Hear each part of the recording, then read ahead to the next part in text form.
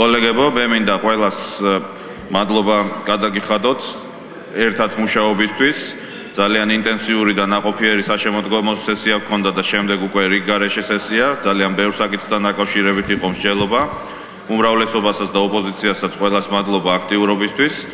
ასევე მადლობა ჟურნალისტებს, აპარატს ჩვენი მუშაობის გაშუქების და ხელშეწყობისთვის და მინდა ვისარგებლო შემთხვევით ყველას წინასწარ მოგილოცოთ დამდეგი ახალი წელი, გისურვოთ მშვიდობა, ჯანმრთელობა და კეთილდღეობა.